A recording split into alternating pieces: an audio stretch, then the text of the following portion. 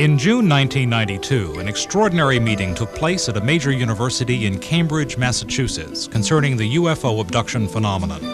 The Abduction Study Conference attracted mental health practitioners, UFO investigators, and abduction witnesses from throughout North America and around the world. Following the conference, a group of investigators and therapists gathered together for a provocative discussion of UFO abductions.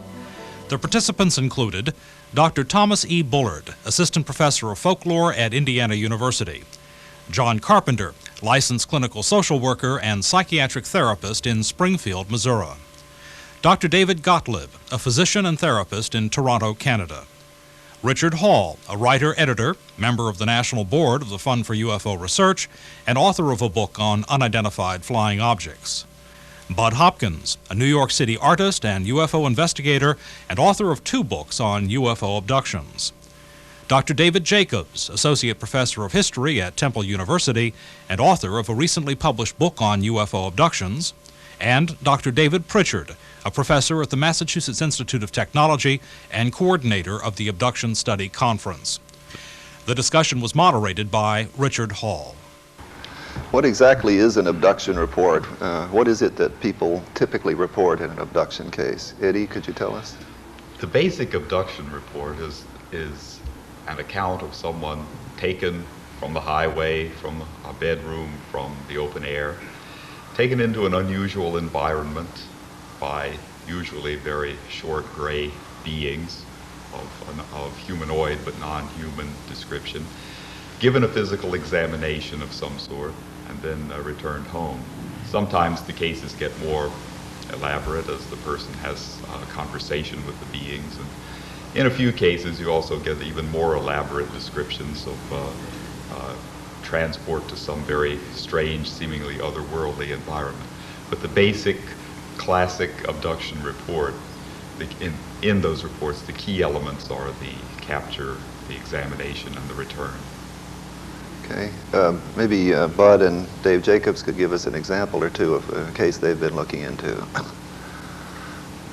Well, one of the things that should be mentioned is that this doesn't just happen necessarily one person at a time. And so if 2 or 3 people may be abducted, say from an automobile or whatever, when they're taken into the ship, I should add they're sometimes floated as if they're weightless, and very rarely do they simply walk. But when they're taken into the ship, they're generally then separated one from another, so they'll have very consonant memories up until the time they finally go into the ship. And I have cases involving as many as 7 people who were taken at once, but the description is exactly as you described it. Okay. I might add also that the people who say these things are apparently a random cross-section of the population, and there doesn't seem to be any patterns that we can find in terms of age or ethnic group or educational level or anything of that sort. And they all describe basically the same experiences, and many of the reports are fairly complex, and yet and there's of course a variation in detail in them, but of course there's also a certain precision in their detail that is very, very extraordinary and constitutes one of the core features of the abduction phenomenon. Mm-hmm. Okay, let me ask. May I just Sure, say, pitch in. What about the issue of what age are the people when these things happen, and whether they happen more than once? The cutoff age for the first abduction is almost always about 30 or 35. Abductions seem to be an affliction of the young, sometimes starting at a very early age, almost at the cradle, certainly by age, say 5 or 6, and it usually goes on may go on the rest of your life, or a good part of it. I think it's also important to realize that these cases in which a small child reports an abduction, sometimes in great detail, a child that I've worked with told his mother with great terror the next morning that he had been floated out a window by 3 little beings. They went up a blue beam of light into a ship. He was put on a table. Things were done to his body. Some children have then demonstrated to their parents where a cut was put on the body and so on. And these are children 2, 3, 4, 5 years old even. So we're not getting something that's feeding back through films or whatever. Yeah, there is a remarkable lot of detail that keeps recurring from people who know nothing about the phenomenon, who know nothing about other people's cases, and as you said, even little children who have no possibility of remembering will still say the same thing. Let me also say that at the same time we do get quite a large number of reports from people who have had these experiences from the time that they were small children and who now might be in their 60s or 70s and are still having the experiences as well. And the experiences have a similarity basically with other people's experiences. In other words, there's a change in the way in which they might be handled from being a child to an adult. But all the cases seem to correlate according to age as well. All the adults basically say they're treated in one way and children are treated another way to a certain extent. Okay, now we've just come from an important conference in which we've been addressing this subject. I'd like to ask Dave Prichard to tell us what exactly was the purpose of this conference. What did we hope to accomplish with it? Well, of course, like any conference, you have a number of purposes and you try to balance them off. But I think first and foremost in a field like this, it's very important to bring the researchers and the abductees or experiencers, or whatever you want to call them, together. And in this case, we also brought in a lot of related professionals as well. It's important to bring them together just to talk and to share the ideas, and in the presentations to present the latest results in the field. A specific objective that differentiates this conference from many of the earlier meetings held at which abductees were a small or medium part of the proceedings were that here they were the entire conference, almost 5 days, was focused just on abductions, no UFOs, no crop circles, and secondarily that we tried to bring in a wider group of professionals than is normally the case. We tried to bring in people, psychologists, for instance, who are experts in ritual abuse or some sort of related collective mental aberrative phenomena, dissociative phenomena. We tried to bring in scientists and even theologians. I mean, this problem, I think when you really get into it, is extremely broad. It's not just a simple matter of being the table examined and put back, and certainly it has a tremendous effect on the experiencers. Of course, the third objective of the conference was to have a really good discussion, and at least the total amount of time allocated to discussion was about half of the presentation time. It wasn't just you make your presentation and then you dodge a couple questions and sit down. I mean, we really had a good discussion, by which I mean it was extensive and it was critical. And we had a number of critics, mostly of the methodology or of the interpretation.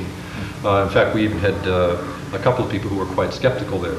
And then the final purpose of the conference is to put out a proceedings that reflect what went on and reflect this field pretty much from top to bottom, left to right, or however many dimensions you think it has. Okay. We'll get a little later, we'll get into what we think we've accomplished here, but let me just ask the therapists, what were your expectations coming into the conference? What did you think or hope we would accomplish? Well, there were two things that I was hoping to take away from. One was to collect more clinical data and learn the results of clinical surveys that other people had done, which will help me in my diagnosis and my treatment.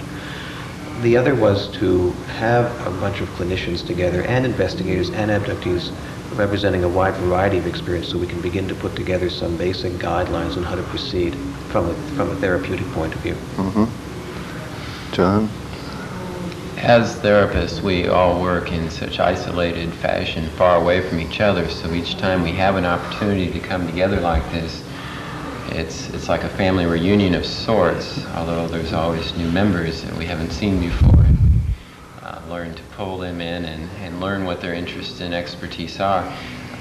I personally learned a great deal from the specialists in other parts of the field, different aspects. I had never encountered such expertise and knowledge regarding, and that was quite helpful to me and will continue to be an ongoing process. Mm-hmm. It's also quite helpful to hear from those who have experienced the phenomenon, and again, a representation from all across the country and to see what was similar among their experiences and especially needs.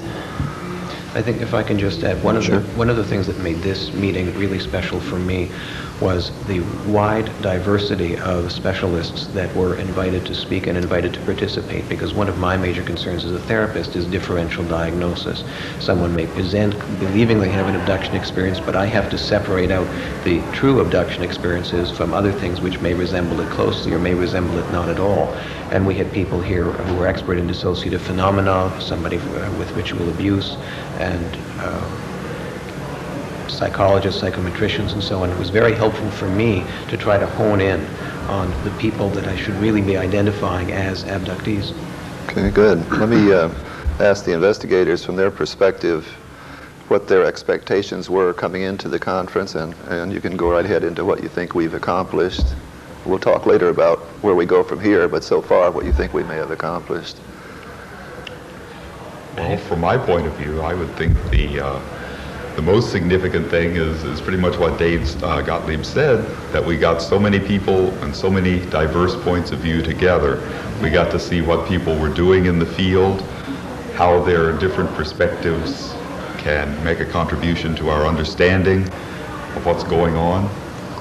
And I think it was a very enlightening sort of thing to see not only the clinical side, but the investigative side, and all the variety of opinion. And there was a lot of discussion about the interactions between and among investigators and therapists and the perceivers. That was a good part of the conference. Anybody like to talk about that a little bit? Well, go ahead. Actually, it's not exactly to that point. All right, go ahead. But the thing that was most valuable to me, I think, lies in the area of just the very things that Dave Gottlieb mentioned. I think, for instance, a woman who spoke about her specialty, which was treating post-traumatic stress disorder victims, what seemed to work better, what their strategies of denial, the various systems they use to handle experiences and so forth. Even though she is working with Vietnam War vets and other people, rape victims and so forth, the parallels are so extraordinary with what I run into practically daily with abductees. It was extremely helpful to get her perspective on treatment and behavior, symptoms and so forth. Because not being a trained therapist, of course, it's extremely important for me to get as much raw material as I can from these sources. And I think for the investigators, at least speaking for myself, all of that side of the program was extraordinarily important. Yes. I agree with that. It gave me an insight into various treatments and ways to approach the subject. I think the conference also showed me basically where people are at on a personal level, how they confront this phenomenon and all the variations that one sees across the society. On a professional level, how people are investigating it, how they're doing research. It points directions as to how far we've gone and what we need to do in the future as well. And it kind of brings it all together in sharp relief, and it's an enormous benefit in that regard. Just one added thought here. What was so fascinating to me about the role of the abductees at the conference, the scientists and clinicians, therapists, and the investigators, is that in a strange way, each one of us is participating in the world of the other two to a much greater extent than we thought. Even one of the therapists suggested that those of us who were doing this work with people who've had these experiences are somehow picking up through just association and osmosis, I guess, some of the same symptoms and anxieties of the people we're actually working with. And I think that nobody can do an investigation without doing de facto therapy. Yes. And nobody can do therapy without, in a strange way, with such an unusual subject, being a kind of pioneer investigator. So we're all three, in a strange way, infinitely more interlocked with one another's worlds than we had thought. How do the therapists feel about this relationship? I think we're still trying to work on exactly how to define it. I think basically Bud's point is exactly right. Whether I'm working with an abductee or any other kind of problem or syndrome, as a therapist, I am de facto an investigator, because it's a dynamic, organic process. I'm learning more about the person and more about his or her biography and so on. And I think it's true from the other direction. One of the things that we were talking about today, and there was an interesting discussion back and forth, is how does one balance the therapist and the investigator's roles? One person said that there should be a triad. There should be an investigator, a therapist, and an experiencer who, as a team, should move in and deal with each experiencer. Was one suggestion. And I think out of this conference is probably going to come a working group which will work towards a proposal for how to answer these questions in a way that the entire community can accept and debate, so we can introduce it into the public forum, and it can be our community policy. Mm-hmm. Yeah, I would just like to interject that it seems, the key in this whole field is the tremendous impact and just feeling that something important has happened that you get when you speak to the abductees. That's where it all starts. Yes. But and at previous meetings where there have been abductee panels or presentations, that's what's come across most strongly. But at this one, I had much more the feeling that they were beginning to talk to us and say, some of you people have been too narrow, you haven't opened yourself to this full experience, and as Bud said, I think you're partly a participant in this, not just an observer. Yes, and they spoke rather strongly about the problem they have in establishing their relationships with both therapists and investigators. Would you like to address that a little bit? Well, I'd like to actually start off. That's clearly one of the really underlying dichotomies in the people who are looking at the abductees. You have the investigators who are assuming that there is some underlying reality, in many cases, not all of them.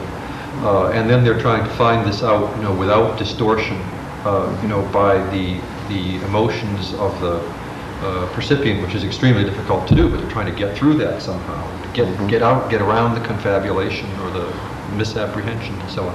Then on the other hand, there's the therapy people who are really trying to change the way that these people look at their experience without particular regard for its origin, and help them come to grips with it, view themselves as survivors rather than victims, or even, there were some reports here of going beyond that and changing in a quite global way their perspectives on the whole thing. See, the problem for John and myself and the therapists who are here is that most of us are working in, this is a practical problem, most of us are working in regulated professions, and at any time we can be called up to justify our actions as being following the accepted standards and practices of the community. So we're caught in a really difficult situation. On the one hand, we recognize what's going on here. We may not know exactly what it is, but there are people who are isolated and confused, they're in pain, and they need help. We're interested, and we want to do as a public service to step in and try to use what skills we have.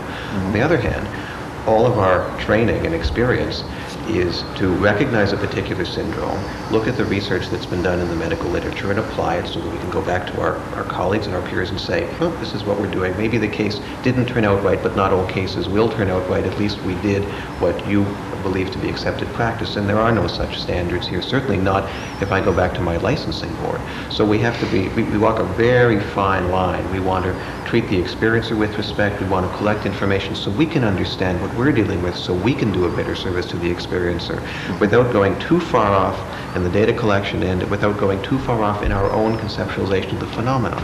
And that takes a tremendous amount of thinking and discipline and dialogue, and that's what this week was all about. I think those are extremely important points. Those who have experienced the phenomenon certainly gave us a very clear message about trust and responsibility. Not just any psychologist can pick this up and try to start seeing people, and those who've experienced this phenomenon immediately will recognize that they have a narrow focus, and it immediately can discount very important parts of their experience. So there's a great knowledge that those who are wanting to help need to obtain, and we are constantly, as therapists, gaining in our understanding. It's really a teaching that goes both ways. So I think that these are all very important issues that we have to stay, as David said, keep in mind very clearly, very clearly.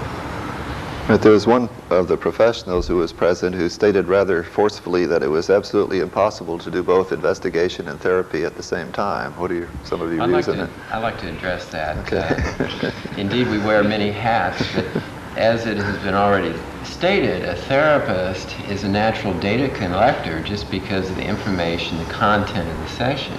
Now, as a therapist, I focus on the symptoms, the origin, the treatment, the resolution of that, and in the process you may hear some pretty strange stuff, and you're not going to discount that, especially if you've already judged the person to be sane. You're naturally going to be collecting data, and you're not going to just pitch it in the waste can, especially with something so bizarre as this. So at one point in the process, you're the therapist, you're really tuning into the emotional needs, but when those have subsided and the person is doing well, and you can deal a lot more with the data side, and you can switch hats. You do not do both at the same time, but you can switch hats in the process. I think that a lot of the problem here is in defining terms, as it often is in discussions like this. I think when people in this business use the term investigator, they use it in the context of people who've gone out and examined CE1, C2, and CE3 cases. They interview the people, and they remain detached, and they take pictures, and they collect soil samples.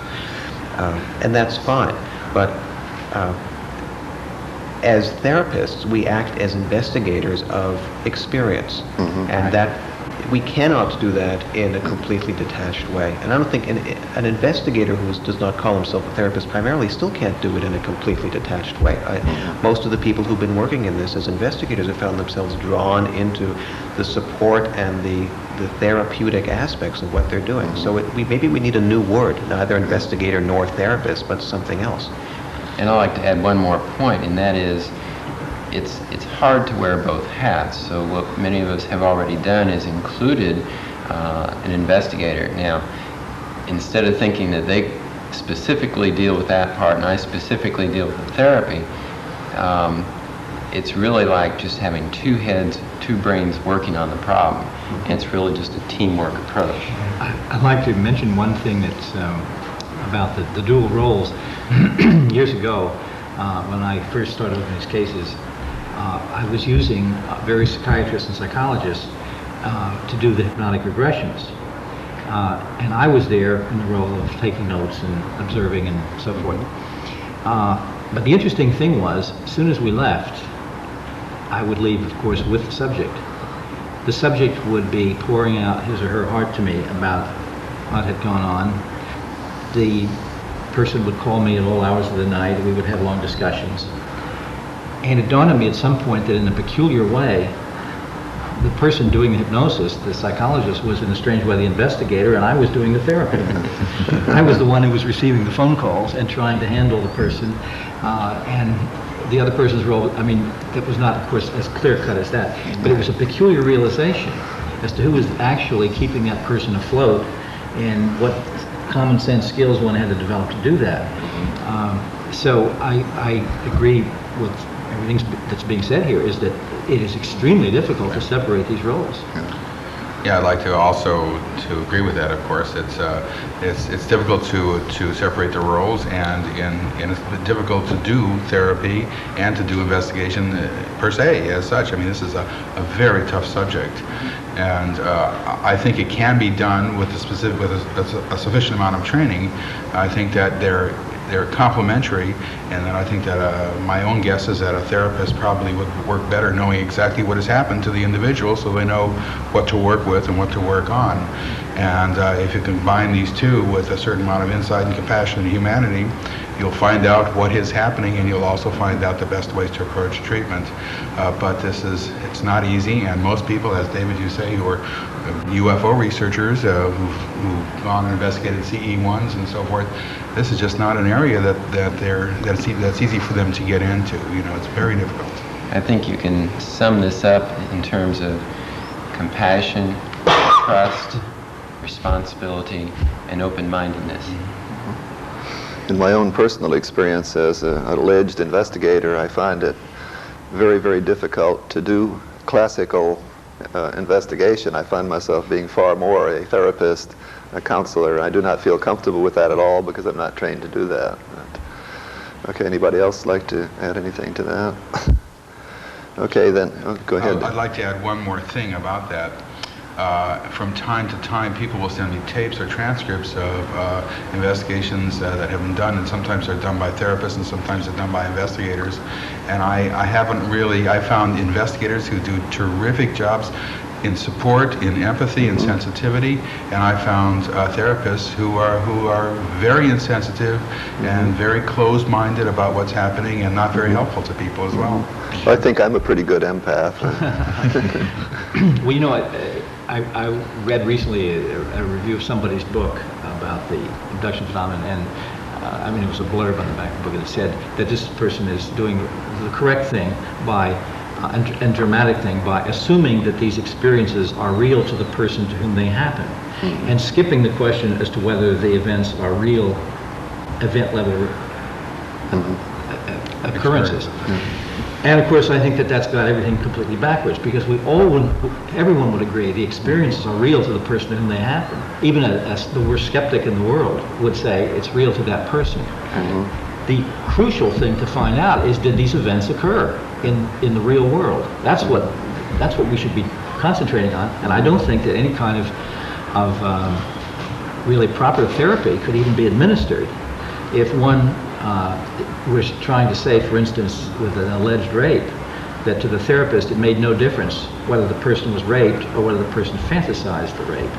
I think the therapies would probably be quite different. Okay. The problem is that for people who are licensed therapists, for instance, they're presented with first of all, they're presented with somebody in pain, in distress, suffering post-traumatic stress disorder, some other problem, and they don't know. One group of investigator might have a large number of cases, and they know, and they might go to a conference and they might know. But in my position, if I'm presented with somebody like that, if I proceed on the firm belief that there's actually happened in event-level reality, whether I believe it's true or not, whether it in fact actually is true or not, the end result of that could be that if I have a bad outcome from a case, and all physicians have bad outcomes from cases, no matter how good they are. And all investigators. And all investigators, we all do. And someone makes a complaint, then I end up having to be called in front of my disciplinary board to justify the fact that I was approaching this case as if this was an actual fact.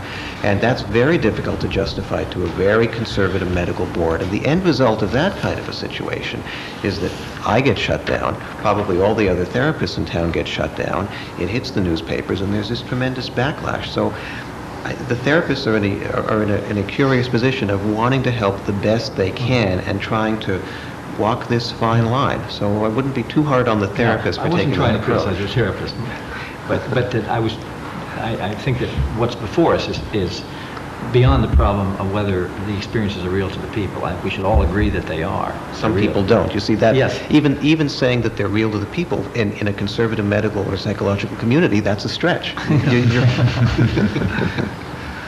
Well, some people think they're Napoleon, and that's the point of this.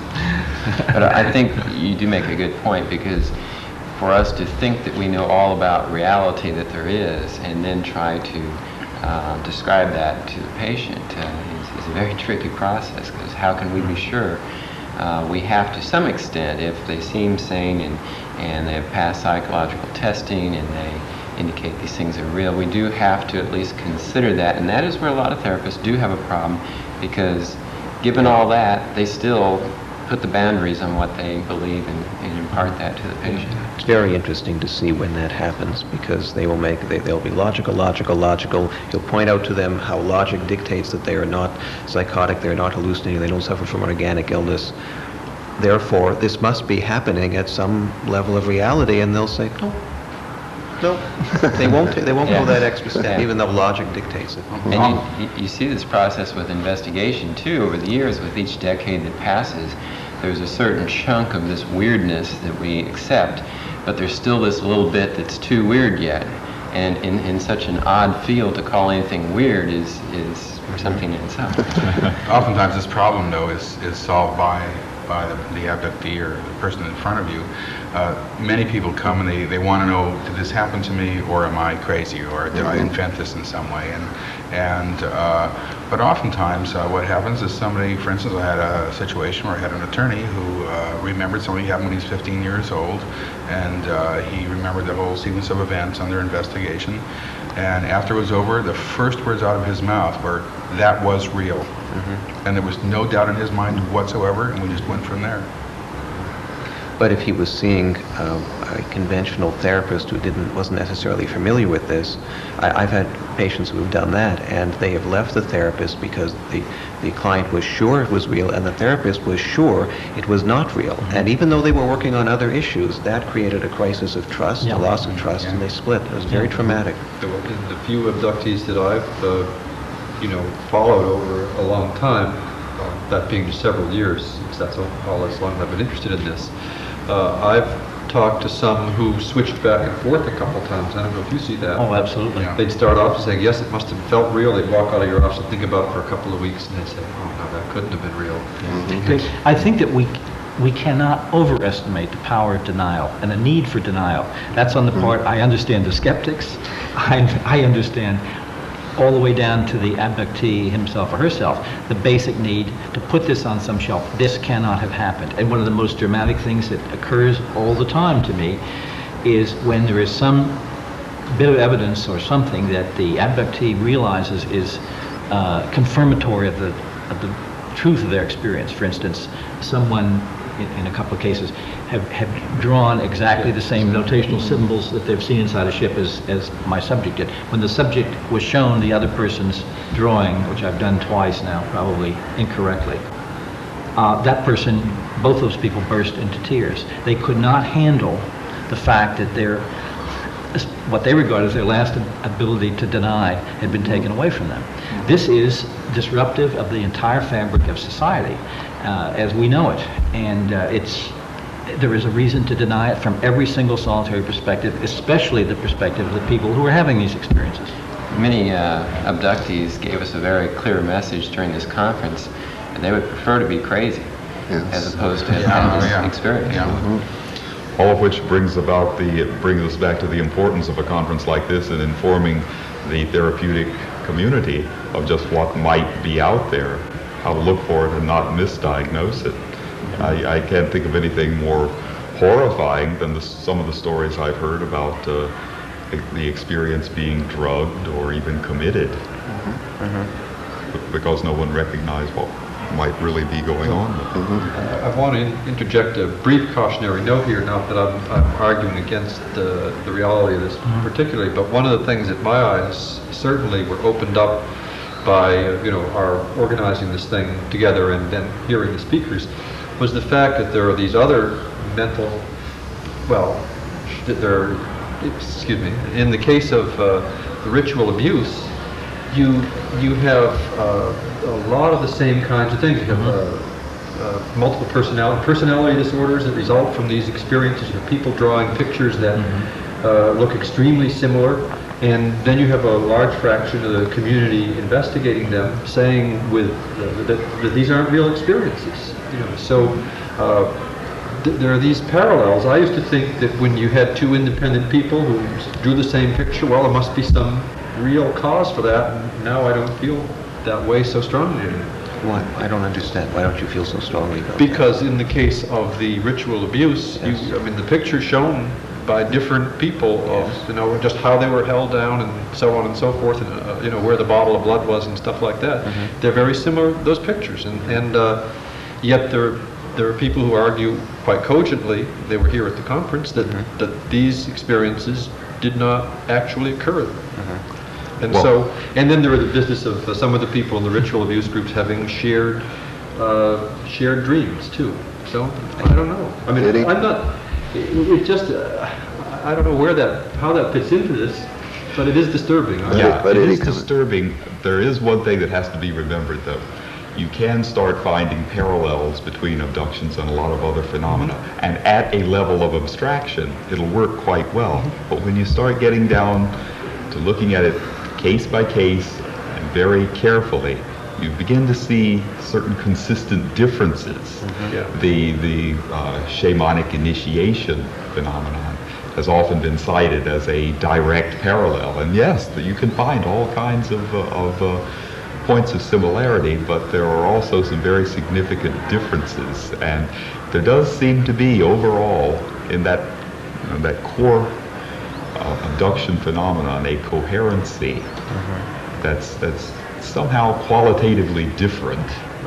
I would also, along the lines you're saying, say that the fact that you often see multiple witnesses to some events that are corroboratory at the beginning of the experience, several people see the UFO and indicate that this one seems to have more power to bring in several people together in a testimonially documented fashion. Yes. And not just and not just at the beginning. If you take a case like Barney and Betty Hill, they had complementary abductions. Some people have said that Barney picked up Betty's dreams, but then why was his internal experiences complementary to hers and not identical to hers? One of the important ideas that came out of this for me, a crystallization of an idea, was the idea of clustering, that we may be dealing with a group of clusters of phenomena that, as you say, have certain parallels at a level of abstraction, but when you get past that level of abstraction, they actually separate out into distinct events. But from the point of view of a therapist or an investigator that is seeing somebody cold off the street, they've had an experience that's beyond their conception. They haven't done all the reading into shamanic rituals, satanic ritual abuse, abductions, and a host of other things. So what probably ends up happening is that they identify with the closest parallel that they encounter first, and then they end up presenting to a worker in that field, and it's the responsibility of each worker in those fields that share certain parallels to educate themselves about all the clusters to be able to redirect the person appropriately. Yeah, I couldn't agree more, and one thing that came out in this conference was that there does seem to be a variety of causes that may have similar effects on people. And I don't envy the therapist's position of having to try and sort out as it may be necessary to do in some cases. Given these various complications that arise, let's talk a little bit more about the team concept of investigation. I assume most of you agree with that general notion. If you don't, feel free to say so. But what would be some of your recommendations for an appropriate investigative team? Anybody? Well, that's a very difficult question to answer. To answer it generically, I think there should be in a team both psychotherapeutically trained resources, investigative resources, and experiencer resources. So many of the people that I've worked with, one of the first questions, it almost always comes up is, can I talk to other people that have had this experience? So these are basic resources that I think should be available. The order in which they're used and the proportion in which they're used is a very difficult question. I think it's part of what we're all still debating. I can add to that in terms of talking about the integration of those resources.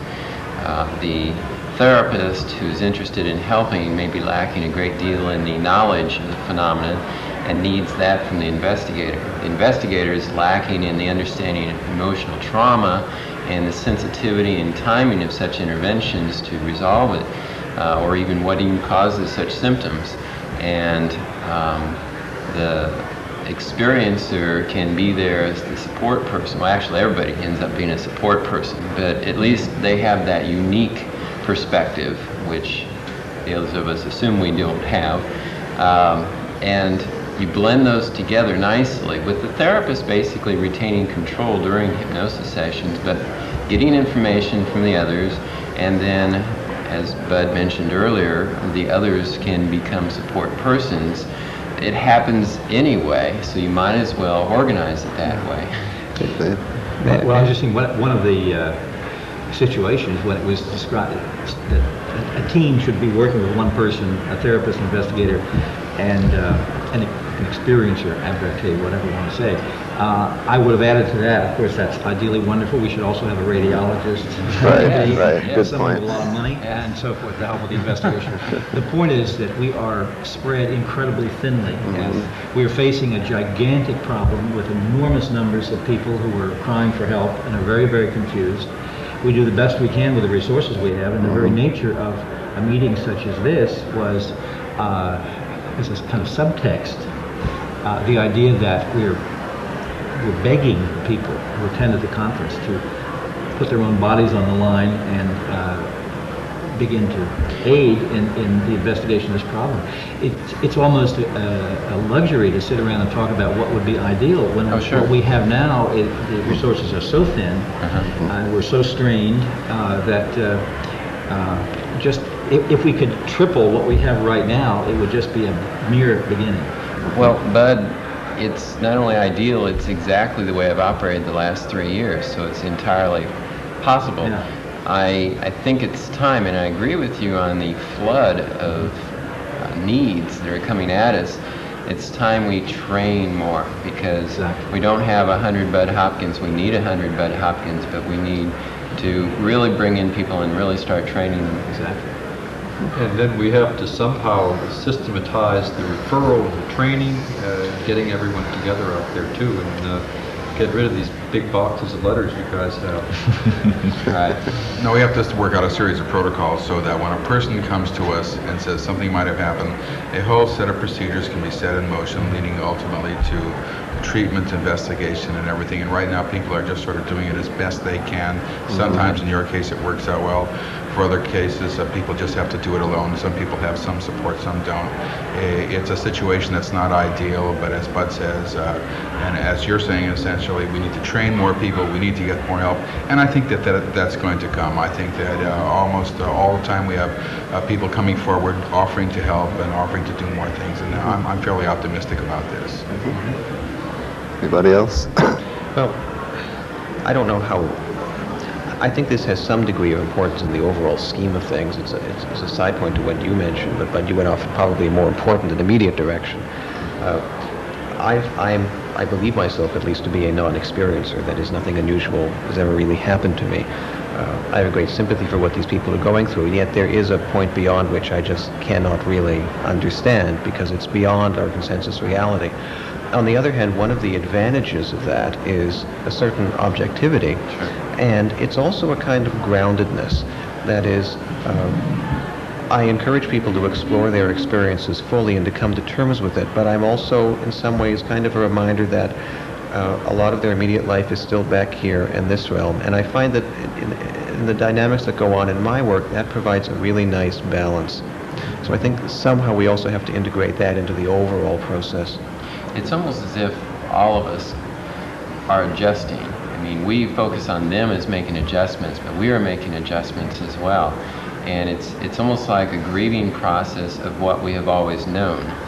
We have lost that, and we are having to go through the different phases of grieving that and accepting a whole new way of looking at things, which abductees in many cases are well ahead of us. I think that just a second what David just said about reminding the people about where their real life lies. Part of my whole approach to what I do when I work with people is that very thing, to point out that we spend 99.999 of whatever percent of our life here on this earth, no matter what strange things are happening. And in order to accent that, when I have a support group, the support group meetings are roughly 50% party and 50% discussing issues, because the party aspect of it, to feel that you can be with other people who have the same crazy experiences you've had, and yet those people are interesting and intelligent and fun to talk to, and you could sit around with a glass of wine or a cup of coffee and be a real alive human being in a real live community, where you're accepted, is extremely important. And I don't ever try to focus the support group thing in terms of just even maximum amount of time onto the UFO subject.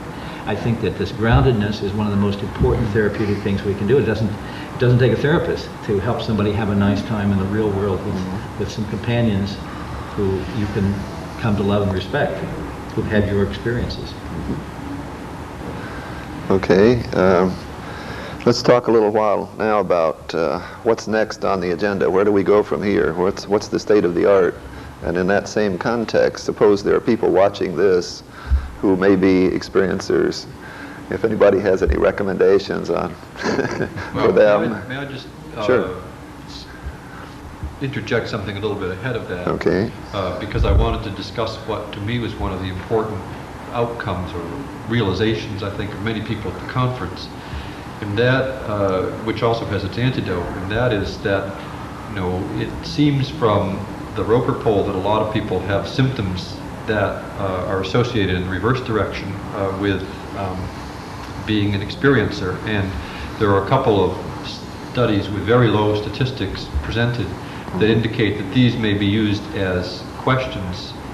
Some of the questions, like the ones in the Roper poll, may be in fact used to pull out people who are experiencers. And this, on the one hand, indicates that the fraction of experiencers in the general population is tremendously high, maybe in the low percent level. And now that cuts both ways. The first way it cuts is, it means that the sample of people we've gotten are only 1,000th, the tip of the tip of the tip of the iceberg, and so the way that we've selected them inadvertently, or the way they've selected themselves, is a tremendous possible source of bias on what's really out there. On the other hand, the fact that this is such a prevalent, seems to be such a prevalent thing in the general population means that we can select people in a very unbiased way. We can go out and search them out. For instance, the people who responded with 4 or 5 positives in the Roper poll. And I think it's clear that these people should be followed up, and that they will be followed up, even given the tremendous overload that we have among the investigators and therapists in this. But given that they often do this on their own timetable, how is that going to affect things if you go out and start trying to push them into the other? No, you have to wait until they see or feel a need to explore it.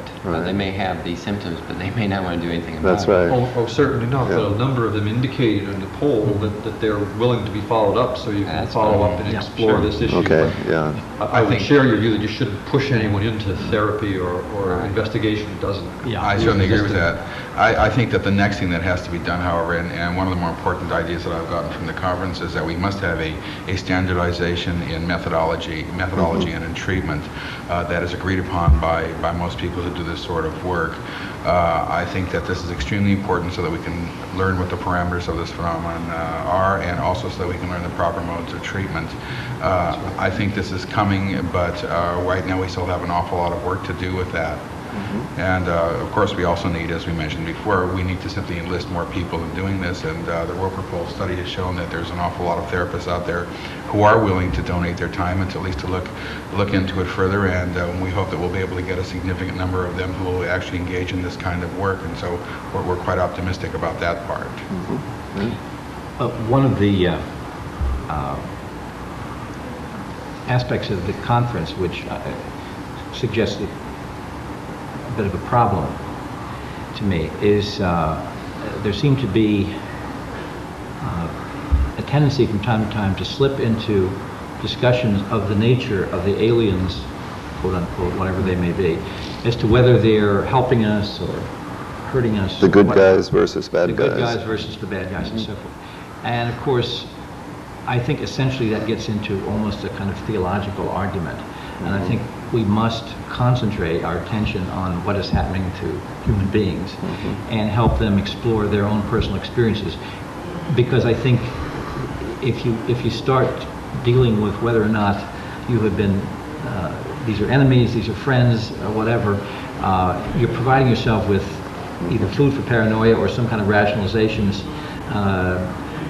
that can feed a certain kind of denial. We've got to get people, I think, away from those judgments, but one way or the other. What happens when it's the experiencers who make that judgment, though? Well, we see that happening. I think that one of the problems is that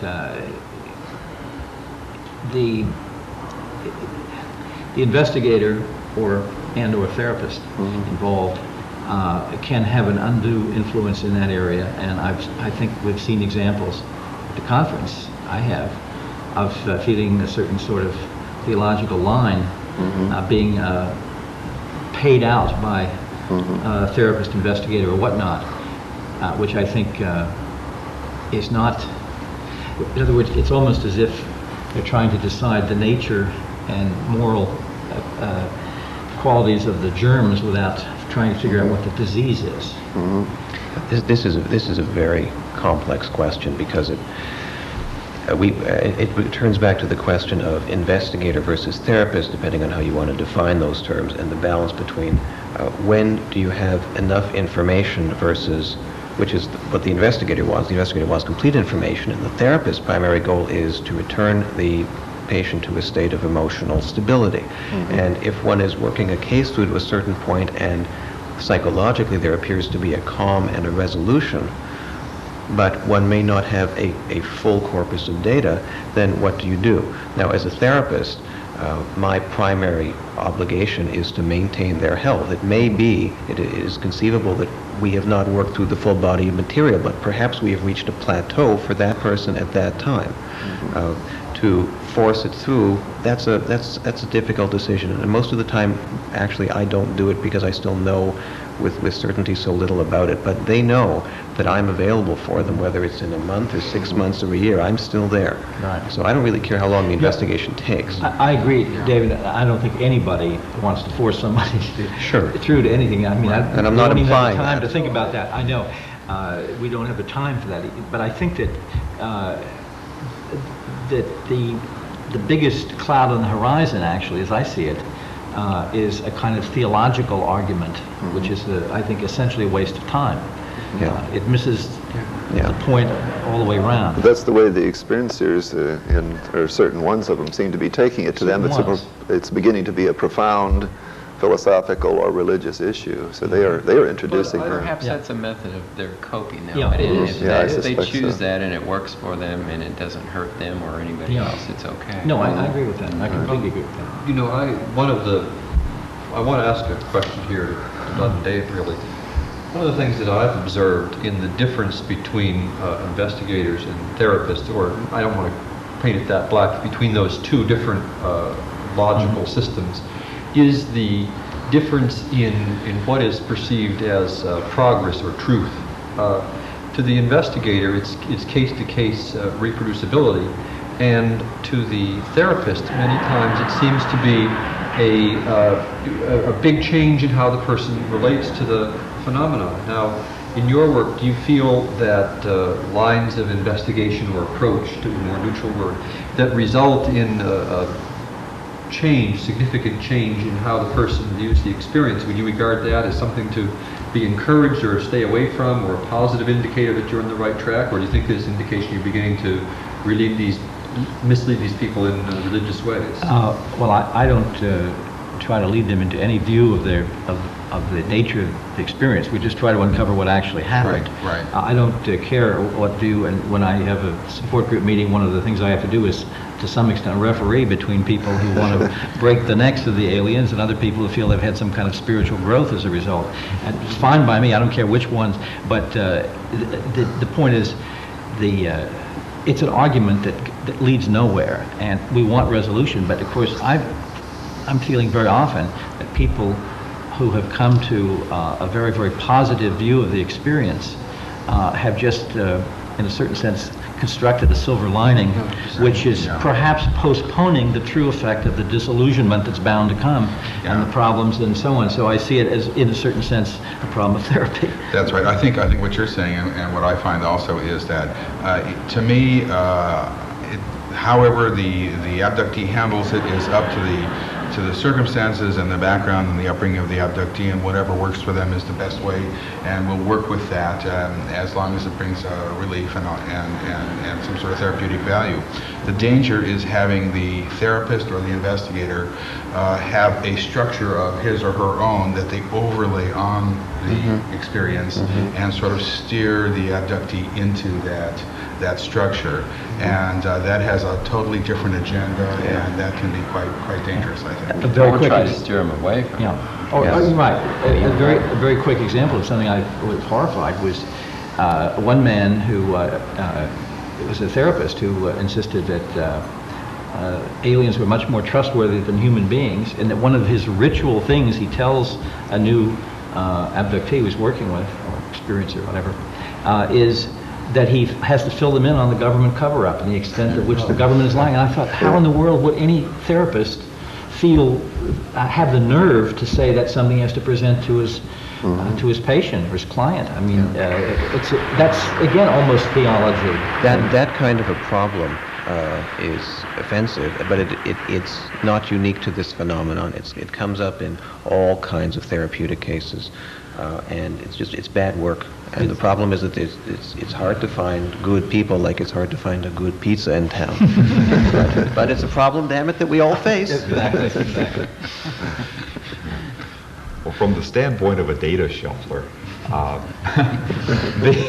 the completeness of any one given case is not all that significant if you have enough cases. The overall body of the thing, it'll all equal out in the end if there is genuinely some kind of equality in there. So, by all means, I would say look out first and only for the good of the person. Yes. And the data will take care of itself, as long as everybody communicates that data. That's an excellent point. For the duty, I think, to whoever is doing the research, whether it's research or investigation therapy, is for the client or the patient in front of them, and their well-being is number one on the priority list, and collection of data is number two, and number two is at a much lower level. I had an example of working with a 13 or 14-year-old girl who was a born-again Christian, who was in tears and shock after an abduction, which she remembered consciously, because when she was on the table and things were being done to her body, she was praying to God to save her and take her out of there, and God didn't save her and take her out. And I found myself having a long discussion about why that should not be damaging to her faith, because I was certain that there were other times she'd prayed for some sort of deliverance that prayers, for one reason or another, had not answered. And here I was, from the point of view of someone fairly agnostic, and now you're the theologian, doing what I could to help this young woman get back the support that seemed to be very crucial to her life and which she needed at that point. So I think we do have to use every possible tool that's available to help that person, regardless of data or. Okay, good. That's a very good note to close on, and I want to thank you all very much for your cooperation. Thank you. Just add one thing, and that is that one of the big problems in this field is resources. Yes. We're beginning to get people who volunteer to collect up a number of MRI or CAT scans, or who are going to deal with alien writing or something like this. I mean, we're beginning to get into the specialist regime. But all of this kind of thing, and the investigation of physical evidence in particular, but data banks and standardized psychological testing forms requires money. And I really think that the people out there have got to start supporting the Fund for UFO Research with a little bit more than $25 or $50. I mean, some serious resources are needed in this field, and progress is clearly being held back because they aren't there. That's even a better note to close on. Thank you.